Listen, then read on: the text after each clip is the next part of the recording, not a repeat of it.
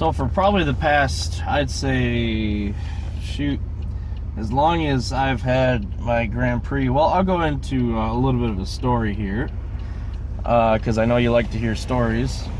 When I first moved to an apartment, actually moved out of my house, my parents' house that is, that was back in, I believe it was 2003, because I know that I had just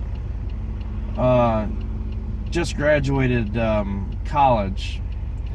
I moved into an apartment by myself, and I lived there for 2 years. And then I met my wife before that. She actually moved in with me, but when we got our own apartment back in 2005, which would have been 10 years ago, we actually we had a problem with, man, these people drive so slow.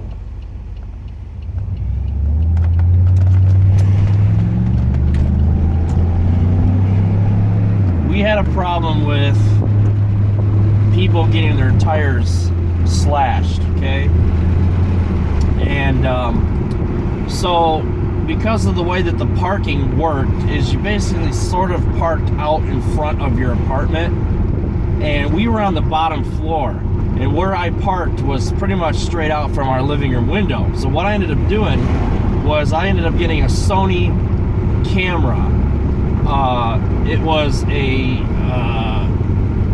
ultra low lux, like 0.0001. It could basically see in the dark without the use of infrared. And I ended up putting it in the window and used my computer, my laptop at the time that I had used for college. I ended up using that as a video capture device, and I would actually record my truck. And I think I still have the video. Trying to think, but somebody actually slashed one of my tires on video, and little did this person know they were on video. But not only that, they actually lived at the apartment complex that we were at. It was like a perfect night shot of the two guys who did it, the two kids basically who were doing it. It was like a perfect night shot, face shot of these two kids who were going around. They had really sharp, they weren't knives, they were really sharp objects. I don't remember what the cops said they were, something that they had made, they sharpened up themselves, and they would basically stab the tire. It made a really fine point, so it didn't look like you had a big old slash across it, but they still called it tire slashing. And it made this really fine point that would let the air out really slow, and slow enough so you couldn't hear it, and you could just walk by and just kind of, jab. And they did it especially with trucks, because the truck tires were obviously bigger, and so it made it easier for them to do that. But so they actually caught their face. They were doing it at like between 2 and 3 in the morning, and the lighting was good enough outside where I was able to capture their face. And of course, when they were caught, I don't know what, it wasn't like the police indulged us on what all happened, but sadly at the time, my insurance with the deductible that was on there, it was cheaper just to get a new tire. I mean, really it was cheaper just to get a new tire. So I bit that cost, and that always pissed me off. And that's kind of why I changed to a zero deductible across all the board, with the exception of a deer hit. That's still $100. But anyway, so I remember just had that great feeling of being able to show the police video footage of this happening. The timestamp was on it. So I was like, this is when it happened. Here's the two guys. They didn't even have face masks or anything on. They were just kind of walking around, and they would just kind of casually walk in between a vehicle, and just as they were walking through the vehicle, acting like they're walking across the street or something, they would just do a quick kind of stab and walk away. And it wasn't like the tire just exploded. It wasn't like it just made a whole hissing sound. It was just enough so that in the morning when you went out, you'd have a flat tire, and you wouldn't know where that spot was. And they'd always do it in the sidewall, so you couldn't repair that. So anyways, enough about that. It's green for you. It's green for you.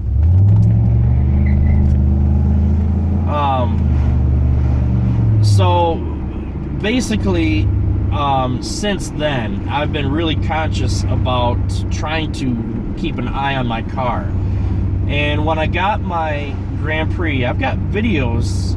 I think I still have videos on YouTube of this.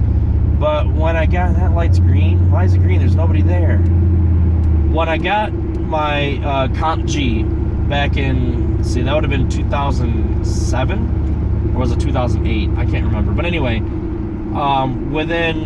was about a month, somebody had backed into my car with a trailer hitch and just stabbed right through the front bumper. Just right through it. And so since then, I've been looking for ways to be able to monitor my car from the inside, not from the outside, because at the time I had an apartment. It wasn't like I could mount a camera where it was. See, we moved across the street, and there was much more distance, and there was worse lighting across the street than there was when my tire got slashed from my Yukon. So there wasn't a chance for me to actually put a camera out and so on. There was not enough light even for that low light camera. And despite all the fighting we did with the owners to try to get more lighting out there, it didn't seem to matter to them, because it was like, that was a cost to them. You know, they thought 2 parking lot lights. What is it with people not paying attention?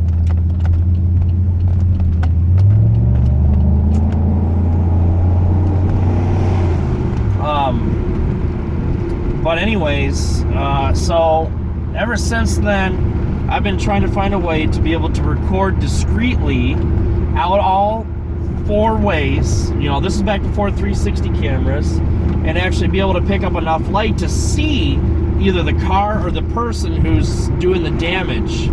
And that's pretty much been impossible without infrared. And infrared bounces off of glass.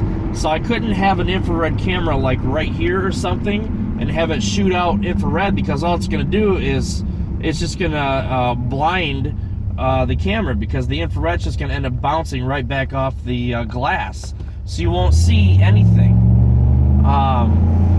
So that was out of the question. You know, I thought about different things like putting infrared lights outside of the car, and you know, I just thought of all sort of different things. Well, ever since I got my 360 camera, which is running right now, I've thought to myself, you know what?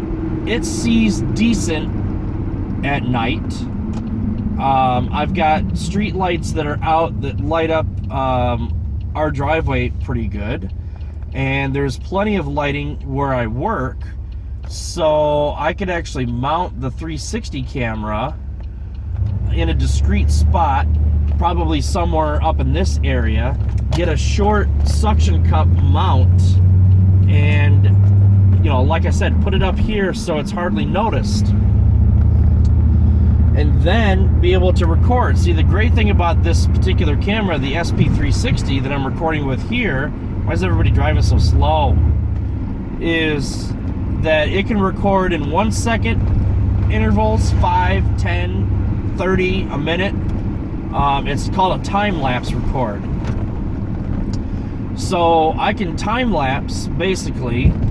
What I do is I plug the camera into the cigarette lighter. I'll run a wire going down the frame, you know, underneath the bed liner. Well, this person's just being really cautious about it. There's probably 20 feet between them and the car in front of them anyway.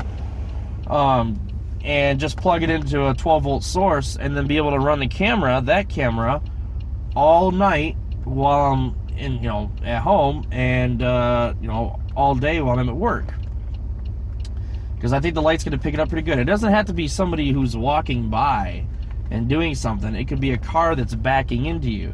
Then you get the description of the license plate and the description of the car and whatever. So I've put quite a bit of thought into that, and I'm gonna try to come up with something where I can definitely mount the 360 camera by suction cup, or maybe even some kind of a clip that will come down on the headliner, bring the camera down just far enough so that it can see out this, because it has to be high enough where it's not easily visible. I'll actually paint the 360 camera black so it's not sticking out like bright yellow like it is now, and then I can record. So if somebody does in fact back into my car or key the car or whatever, I'll be able to get that on camera. And as I said, granted, it's probably not going to be detailed enough to see faces. I don't even know, why did I have that on? It's nice out. It's probably not going to be detailed enough to see faces, but it could be detailed enough to leave a, like a description of the person or the car or whatever. And it'll generally make me feel a lot better, I guess, without having to come up with some sophisticated system. It smells like somebody's burning coffee. So anyway, I think that's what I'm going to do. I just need a small suction cup mount. Just, it's not going to be subject to any strain like I've got the 360 camera on now on the double Gecko.